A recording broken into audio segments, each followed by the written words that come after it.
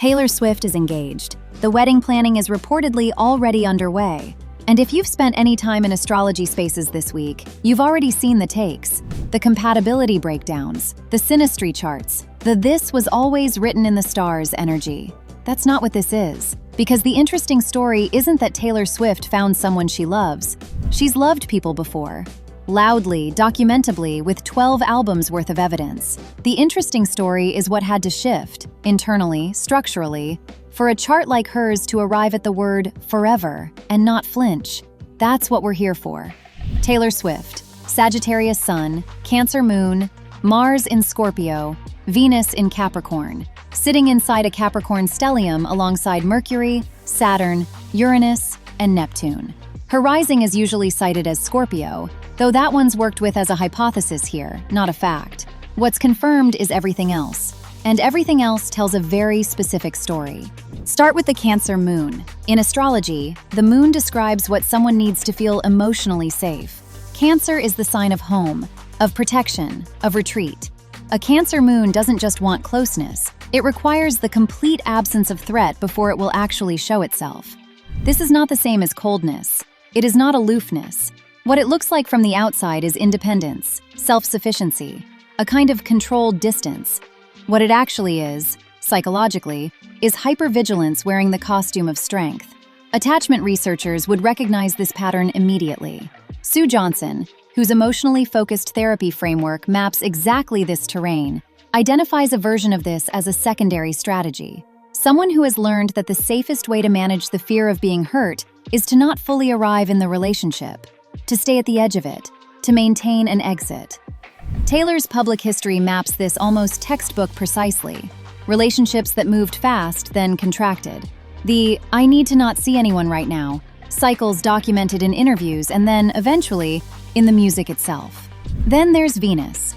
And here, the stellium gets more interesting than it first appears. Venus in Capricorn doesn't sit beside the Capricorn stellium. It lives inside it, alongside Saturn, Uranus, Mercury, and Neptune. Which means love, for this chart, isn't a separate domain from structure and time. It's subject to the same architectural logic as everything else. Venus in Capricorn doesn't fall into love freely. It evaluates. It stress tests. It asks, implicitly, whether this person is worth the cost of being known. And it doesn't answer that question quickly. What looks like guardedness from the outside is closer to due diligence, the kind that only a chart with Venus inside a Saturn-ruled stellium would consider a reasonable prerequisite to intimacy. And then there's the stellium. Mercury, Saturn, Uranus, and Neptune all in Capricorn. This is a configuration that treats love the way an architect treats a building. It doesn't surrender to something. It builds it, tests it, stress tests it, and only signs off when the structure holds. Saturn in particular here is the planet of constraint, of earned permanence, of things that only become real through time and rigor. Saturn in Capricorn doesn't fall in love on a feeling. It waits until the blueprint makes sense. What that produces publicly is a history of relationships that look, from the outside, like they ended before they started. What it actually reflects is someone who needs more conditions met, more consistently over longer time, before commitment feels like safety rather than exposure. Travis Kelce, Libra Sun, Sagittarius Moon, Venus in Scorpio. What's important here isn't, are they compatible? The right question is, what did his chart offer that actually worked for hers? His Venus in Scorpio lands directly on her Mars in Scorpio. Mars in Scorpio is one of the most privately intense placements in any chart. This is someone who experiences desire and attraction as something almost tidal, deep, controlled in public, but relentless underneath. The problem is that intensity that deep can destabilize partners who don't know what to do with it. His Venus in Scorpio doesn't just tolerate that energy, it registers it as familiar, attractive, something to move toward, not manage.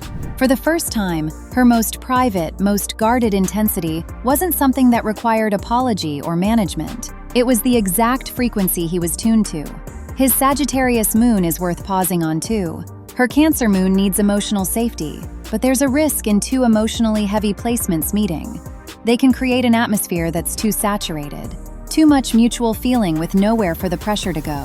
His Sagittarius moon brings lightness, philosophical distance, the capacity to feel without catastrophizing.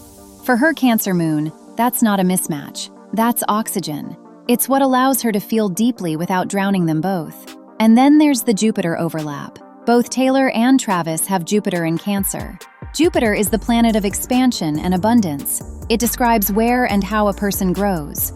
In Cancer, that expansion happens through emotional connection, through home, through the felt sense of safety. When two people share a Jupiter placement, they tend to understand each other's emotional grammar without translation. They expand in the same direction. The things that make one of them feel bigger, more alive, more themselves, tend to be the same things for the other. One more thing about Travis that almost never gets discussed in the celebrity coverage: his Mars in Libra. Mars describes how someone pursues what they want. Libra Mars pursues openly, directly, without strategic ambiguity. He asked for what he wanted, the friendship bracelet story, showing up at the Eras tour, not playing games about it, in a way that was the precise opposite of the relational patterns her nervous system had been trained to expect. When a nervous system is wired for hypervigilance, nothing is more disorienting than someone who simply shows up and says what they mean. Here's where the timing becomes impossible to ignore. In 2025 and 2026, Jupiter returned to Cancer, the sign where Taylor's natal Jupiter lives. This is called a Jupiter return, and it happens once every 12 years. The last one was 2013, 2014. The one before that, 2001, 2002. When Jupiter returns to its natal position, it activates whatever that natal Jupiter represents in the chart. For Taylor, with Jupiter in Cancer, this transit expands emotional life, home, the capacity for belonging, the felt sense that safety is available, not just as a concept, but as something that can actually be inhabited. This isn't metaphor. The transit doesn't cause anything. What it does is create conditions. An energetic window when the Cancer moon's usual hypervigilance relaxes enough to let something in. And psychologically, there's a framework that fits this exactly: earned, secure attachment. The foundational research shows that attachment styles are not fixed. They can change. Specifically, they change when someone with an anxious or avoidant base has a consistently safe relational experience over time. Not one good conversation, not one grand gesture, consistent safety over time. Daniel Siegel's research on the brain and relationships shows something simple. Once a nervous system finally decides a partner is safe, it stops bracing for impact. The attachment response moves from performing, from strategic management of closeness, to something researchers call resting, just being present, without the guard up. The evidence that something shifted isn't just in the engagement announcement, it's in the album that came before it.